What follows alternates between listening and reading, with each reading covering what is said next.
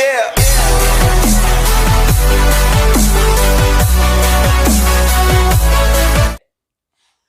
Hi everyone, my name is Dennis. I'm Kim. Welcome to our channel. We're here to talk about being an empath. Kim here is an empath. So today's video is all about just discussing what an empath is, and I'm here to discuss what it's like to live with an empath or to be with an empath or to know one. We're going to talk all about what it means, what it is. First, let's differentiate what an empath is. Anyone can have empathy. I think everyone in the world, except for maybe psychopaths, have empathy. And empathy is just feeling bad for somebody else. And I've always attributed the word empathy like the whole, aw. So anybody can have empathy, but an empath can actually feel another person's emotions and it affects them.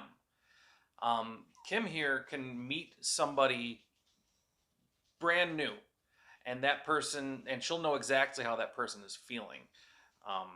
Strangers, anything, or crowded rooms, her emotions will match what the room is like. Or if somebody is in a dire situation, just she'll be able to feel it and sense it. I can tell. So I pulled up a website, it's off screen here, and it tells us the 15 signs that you might be an empath.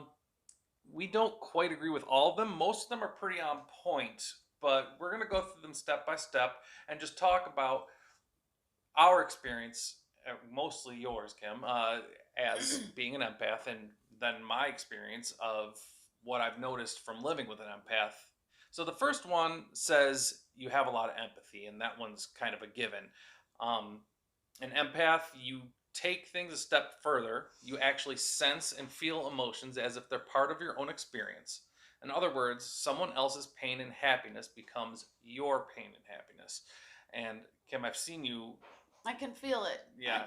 I can feel it. Today I saw someone in a parking lot laughing and skipping, and I was like, Yeah, exactly. I was with her. We just saw a random person who was just in the parking lot. We weren't anywhere near her. She just had a big smile on her face, and Kim could feel the emotions coming from that girl. So, of course, if you're an empath, you're going to have a lot of empathy. So the next one, it says closeness and intimacy can overwhelm you. And the example they have you might also notice sensory overload or frayed nerves, feeling too much talking or touching. The website really just focuses on the negative part of being an empath. But as an empath, if you're with somebody that you feel close to, it can also be extremely beneficial. Like you and I, when you can feel the love coming off of me, and that.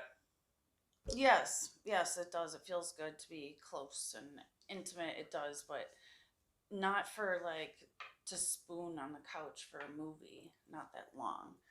But yeah, close love like that makes me feel good. I feel good. So although this website does tend to focus on the negative parts of being an empath, because yes, if she walks into a room and I'm extremely upset, it's going to make her upset even if I don't say a word. But there's some positives to it too. When our children are in the living room dancing and having a good time and laughing, even if Kim's was previously not in the greatest of moods, that she'll absorb that. Definitely. And it'll cheer her up. It's pretty amazing. Okay, so the next one says you've got good intuition. An empath, you might put a lot of faith in your instincts when you're making decisions. I would say, yeah, like the gut feeling.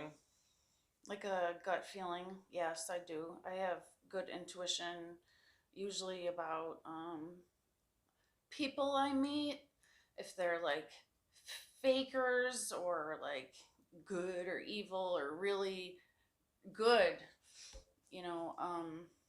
And I have a good intuition on people that are really sad and negative and stuff like that too. And so I tend to really want to be around, have friends that are super happy and talkative, like very, like just over the top hilarious, and just love it. And I have seen her intuition myself. Mm-hmm. She'll get a feeling about a person and just it'll turn out. It's never Yeah. been wrong. It's never been wrong. So. Never. Dennis is really goofy. He's really fun. All right. So the next one is it was we went back and forth on this one. Yeah. You take comfort in nature. So what they're talking about in taking comfort in nature is really more separating yourself because sometimes Kim does need to if things are getting Mm-hmm. heated or overblown or she's just in a room with people who are angry or super depressed, she will have Yeah. to separate herself. um and the website talks about going in nature because it is calming, but Mm-hmm. you are born or raised more in a city dwelling, so Right. We didn't have nature to go to, I guess, right. but I usually just go to the furthest part of the house, which is our master bedroom bathroom. And the sound of running water. Oh yeah, like flowing water, like a river, waterfall, Niagara Falls. I could never get enough of it, really. So it does say you take comfort in nature, but that's more of a, it seems to me like more of a nurture thing, like how you were raised. The point of that part is just that as an empath, you do need to separate yourself sometimes, and it's important. Yeah. You can feel it. You can feel like the sadness or anger or disappointment or whatever. I can feel it from here down to my toes, and it gets crazy. My stomach, um it feels just really crazy inside. I have to remove myself, or I feel like what I feel like my legs will give out. I feel like everything is gonna just shut down. I do want to put in a little extra part here is that I have known a few empaths in my life. Kim is the most powerful empath I've ever met. So if you are an empath, don't take what she's saying. She is a little stronger at it. Just because you're not having the same feelings as her or having the same reactions as her doesn't mean that you're not an empath. I know that sounds a little silly to say, but it is true. She is an incredibly gifted empath. I didn't know this until just recently. Right. And it all makes sense about a lot of things growing up and in my life. Yep. And that was part of why we wanted to do this video because now that we've realized that Kim is an empath, uh, we thought we could make videos and show people what it's like and maybe help people because it's really helped Kim make some sense of of a lot of things in her life. Yeah, definitely. Definitely. So Yeah. the next one says you don't do well in crowded places. Now again, this is focusing on the negative parts of being an empath. Right, right. Like I could be at a concert and be in a really good mood and happy and stuff like that. And if there is an emotional song though, like it's very emotional at the concert. It's just crazy. I always just kind of thought like I was oversensitive or extremely bipolar or something. So, but then crowded places like art festivals really get me because nobody walks in aisles in certain directions, and you bump into people and you're like, oh my gosh. And everyone I look at in their face before I run into them, I feel like I know how they're feeling at that moment. And a lot of people are like kind of angry, but it just might be their face. I don't know. But I feel like, oh, I'm so sick of running into people and I don't like it. I would rather not even go now that I'm an adult and I can make that choice. Right. Yeah. So what's happening to her in those situations are she's running into person after person after person who has a different emotional state at that point in time, and she's like absorbing them rapid fire. And Yeah, it's so weird. and so she's going up and down like the world's fastest roller coaster, and it's stressful. It's so weird. I can't hold a conversation easily when it's crowded like that. Like, But no. if everyone is like in the same mood, it's a kind of a different story. Like you said, a concert Yeah. where everyone's celebrating, woohoo, Mhm. or I use the great example. You've never been there, but the going to New Year's Eve at Times Times Square Square. is like one of her dreams. Yeah, definitely. And so imagine being a person who could absorb emotions and being around thousands and thousands of people who are all happy. Oh man, I feel like I would love it there. Just watching it just makes me really excited. Yeah. Yeah. Yeah. Yeah. So there are, like I said, this website really focuses on the negatives, but there are some positives. Mhm. So let's Yeah, move on. for sure. You have a hard time not caring. Mm, Yeah, that's for sure. that's big. It says you may find it difficult to watch someone struggle and act on your natural inclination to help ease their distress, even if that means absorbing it yourself. We'll get to that part about you meeting people and what they do when they meet you, but Mm, in a minute. okay. So right now we're just going to talk about having a hard time not caring. Yeah. Yeah. Definitely. Yeah, Definitely. strangers doesn't matter. Right. She knows someone's hurting. Yeah. She just feels like she has to do something about it. Yeah. Yeah. I do. I'll say something to just make them feel a little better, I guess. But I care. I care about what everybody is saying in person or whatever on the phone. Just I really do care. Hmm. Even if when I'm done with the conversation and I'm just like don't think of it ever again. But right then and there, when I'm being told this information about their life, I care. I care right away. Here it is. This is the one I was really looking forward to. Mm. People tend to tell you their problems. Mm. All right, so as the outsider here, the one who isn't an empath, because I am not an empath, not even a little, Mm. but I have seen this happen. Like, people she just met will unload their whole story onto her. Like, Yeah, it's they do. incredible. It's been going on for years. She has friends who rely on her for her listening abilities for Mm-hmm. because even as a not like someone who's not an empath, Mm-hmm. I know you're matching my emotion. You can feel that. Mm-hmm. Mm-hmm. And she's absorbed my emotion and she's become empathetic, and it's just you just want to tell her everything. Uh-huh. Yeah, I do. It's that caring part.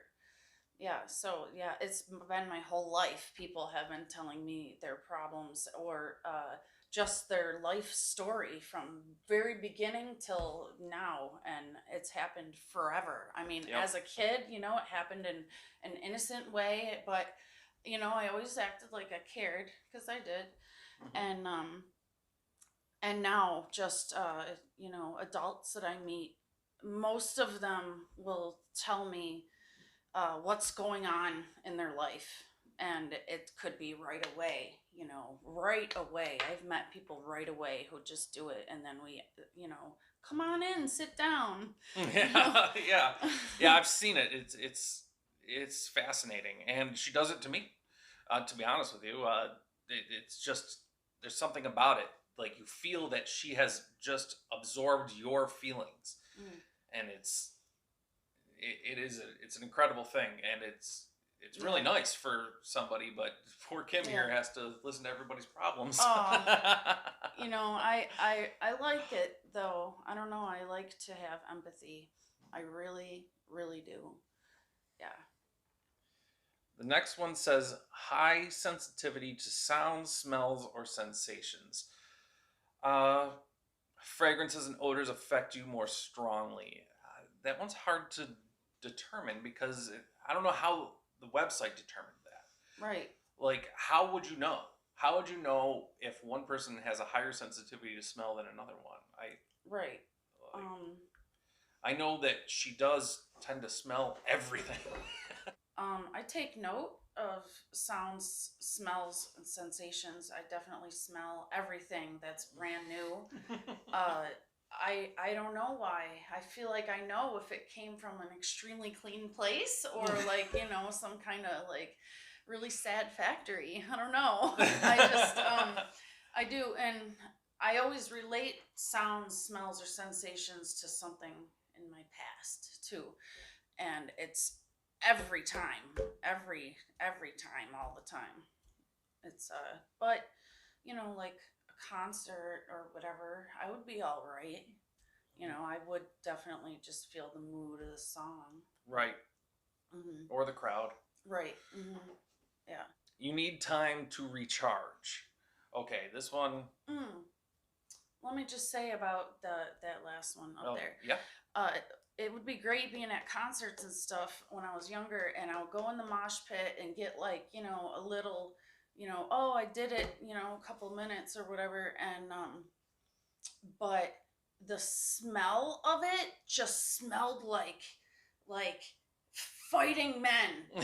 And it really did kind of freak me out. It wasn't always fighting men, but that smell like really freaked me out, and I would really have to just super back up. It'd be really weird. Yeah, the smell of a Mm. mosh pit. That was one that always affected me. Because Hmm. there's also a lot of emotion going on there because you're all amped up in a mosh pit. Yeah, it It's feels it's like kind of murder. violent. It feels like murder, or the smell makes me feel like murder. It's weird. Yeah. Wow, Yeah. that one's interesting. Mm-hmm. The next one is you need time to recharge. Yeah. Um, Kim has to go through a lot of different emotions in a day, accidentally absorbing them from, depending on where she's been or where she's going, uh, from sometimes hundreds. I mean, depending on what you're doing, really, Mm-hmm. and it's exhausting. Mm-hmm. I would imagine. Yeah, it is. I definitely need to be alone after if one of our kids are sad. I'll cry with them, and then when it's over, then I come to see you, and you're in a different mood, Mm-hmm. and then it just is overwhelming, and I'll have to go just be alone, the farthest I can get in the house, the quietest spot, and just breathe, breathe. I always just thought, I was a little bit crazy, and but it does make sense though Yeah. now, learning about it. Yeah. Right. The next one says, okay, I still think this one's silly. It says you don't like conflict. Who does? Okay, I don't really see how this has to do anything to do with being an empath. Um, no one. If you like conflict, there's something broken. Yeah. Yeah, pretty much. It would just be like, I'm sure everybody like instead of telling your neighbor that every single garbage day they have crud that's flying into your yard, I would just keep picking it up. I really wouldn't want to. Right. An empath would be more sensitive to conflict for sure. Um, but just the website, like I said, the website says you don't like conflict. Well, okay, that has nothing to do with it being, Right. but not that in particular. Um, Okay. you often feel like you don't fit in. mm, I don't know. I always kind of had that feeling inside. It would always be there, no matter where I am. And I want to make sure more in my adult life that I smile more. And it's really difficult my whole life. Everybody will, in groups everywhere, smile, smile. I don't mean it. And it really does make me feel like I don't fit in. Hmm. And it's already inside. So I don't know. Yeah, I didn't know that was an empath thing. It's interesting. That one's really debatable. I Oh, would why? say it could be that empaths don't feel like they don't fit in, but I don't feel that that's just for empaths. I guess like you can be Right. not an empath and still feel like you don't fit in. I Right. think almost everybody at least goes through a phase where they don't fit in, Yeah. or it feels like they don't fit in. Yeah. But yeah, I don't know. This, like I said, we didn't agree with every single one of these Yeah. points. That one's just kind of so vague. Yeah. You tend to isolate. Now we've already gone over this quite a bit. Isolation is somewhat important for an empath. I don't. Isolation can be bad. It can be for sure. Mm-hmm. But the recharge, the need to get away from all the rapid fire emotions is also very important. Uh, Kim will isolate sometimes. Mm-hmm. The phone. The phone. I'll isolate a lot, and my best friend had a huge problem with it. But she was a serious loader of emotions and things. I mean, our hours of conversations would be up and down, but I wouldn't answer for probably weeks sometimes. I wouldn't answer anybody's. Sometimes it's family. Um, I guess maybe it is because it's overwhelming emotionally. Sure. Like, that makes sense. Yeah. Yeah, I do like to be alone, definitely. Mm-hmm. But as the person not the empath, the person you you have to watch that because isolation Mm-hmm. sometimes is bad. So if you're living with an empath or dating an empath, uh, if they want to isolate, you have to give them their space, of course, but don't let them do it too much Mm-hmm. because that can also be bad. Yeah. It's kind of hard to find that balance. I've got a little bit more experience than most, Mm-hmm. but it's just like getting to know somebody better, and just be careful with that isolation thing. An empath Yeah. will try to isolate themselves. You're good at dealing with it Yeah. though, because you're friendly and welcoming, and your smile. You have that wonderful smile. uh, the next one says you have a hard time setting boundaries. If you're an empath, you may struggle to turn off the ability. Well, Kim cannot turn off the ability. It's quite impossible. Turn off the ability to feel and find it impossible to stop giving. Ah, that's where they're going. The Mm. giving thing. Right. Yes. Yeah. Yes. Definitely. Yeah, Kim does have a hard time stopping that. Like, well, I do. like someone is in need and needs to talk to Oh, you. right. No matter how inconvenient stuff is, I still will do it. Um, I always have a hard time saying no. I really do. Saying no is not really a thing I like to do at all. So I guess, yeah, setting boundaries to an extent. Mm-hmm. Mm-hmm. Mm-hmm. Yeah. I've seen that for sure. That is a part of being an empath. Sometimes it can get to the point where I guess somebody would feel used, like, oh, the friendship is meaning more on one side and stuff like that. But I never feel that way. I don't. I always feel equally as close, but I just feel like that's my purpose. I do. It says the next one says you see the world in unique ways. Deeper emotional understanding can drive your intuition, and you likely pick up on things other people miss or make connections that aren't clear to anyone else.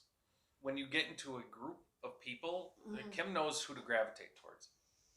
I do. I do. I know who I want to hang out with at that party for the rest of the night. Or, If it's a room full of strangers, yeah. Mm-hmm. she'll know. She can walk in, they all look the same, but Kim will know which Mm-hmm. one is her friend. I do. I really, really do. And my friends, you know who you are. And the first time we spoke, we just never stopped talking. And those are the friends I gravitate towards immediately. Mm-hmm. Mm-hmm.